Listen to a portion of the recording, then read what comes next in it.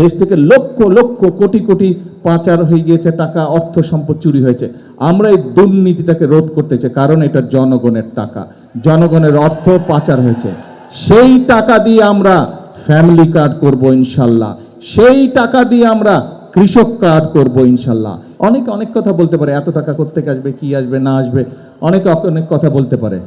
আমাদের কথা একটাই, নির্বাচনের আগে বলেছিলাম আমরা চেষ্টা করব বিগত স্বৈরাচারের সময় যেই দুর্নীতি হয়েছে, দেশ থেকে লক্ষ কোটি টাকা পাচার হয়ে গিয়েছে, দেশ থেকে লক্ষ লক্ষ কোটি কোটি পাচার হয়ে গিয়েছে, টাকা অর্থ সম্পদ চুরি হয়েছে। আমরা এই দুর্নীতিটাকে রোধ করতে চাই, কারণ এটা জনগণের টাকা, জনগণের অর্থ পাচার হয়েছে। সেই টাকা দিয়ে আমরা ফ্যামিলি কার্ড করব ইনশাল্লাহ, সেই টাকা দিয়ে আমরা কৃষক কার্ড করব ইনশাল্লাহ। আপনারা নিশ্চয়ই এর মধ্যে খবরে কৃষক কার্ডের কৃষক ভাইদেরকে এখনো, এই গাবতলীর কৃষক ভাইদের কাছে এখনো আমরা কৃষক কার্ড পৌঁছাতে পারিনি, কিন্তু ইনশাল্লাহ ধীরে ধীরে আমরা পৌঁছাবো। কিন্তু আপনারা দেখেছেন নির্বাচনের আগে আমরা বাংলাদেশের মানুষকে প্রতিশ্রুতি দিয়েছিলাম, এই ফ্যামিলি কার্ডের কথা বলেছিলাম, আমরা বলেছিলাম কৃষক কার্ডের কথা, আমরা বলেছিলাম 10,000 টাকা পর্যন্ত যাদের কৃষি ঋণ আছে সেই কৃষক ভাইদের আমরা 10,000 টাকা পর্যন্ত কৃষি ঋণ সুদ সহ মওকুফ করে দিব। সেটা আলহামদুলিল্লাহ আপনাদের দয়া, আল্লাহর রহমতে সেই কাজটা প্রথম সপ্তাহের মধ্যেই আমরা করতে সক্ষম হয়েছি।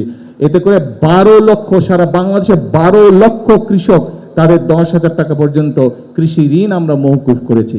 12 লক্ষ কৃষক এতে সুবিধা পেয়েছে। এখানে কৃষক ভাই আছে তো? কৃষক ভাই আছে না অনেকে? কে কারা কৃষি কাজ করেন বলেন তো, হাত তুলেন দেখি, কারা কারা কৃষি কাজ করেন।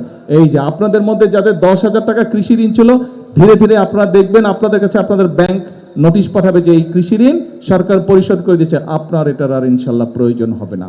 ইনশাল্লাহ কৃষকদের পাশে আমরা দাঁড়াবো, ইনশাল্লাহ কৃষকদের পাশে দাঁড়ানো শুরু করেছি। আমরা মা বোনদের পাশে দাঁড়াবো, কারণ আমাদের পরিকল্পনা হচ্ছে দেশকে ধীরে ধীরে সামনের দিকে নিয়ে যাওয়া, দেশের মানুষের ভাগ্য পরিবর্তন করা।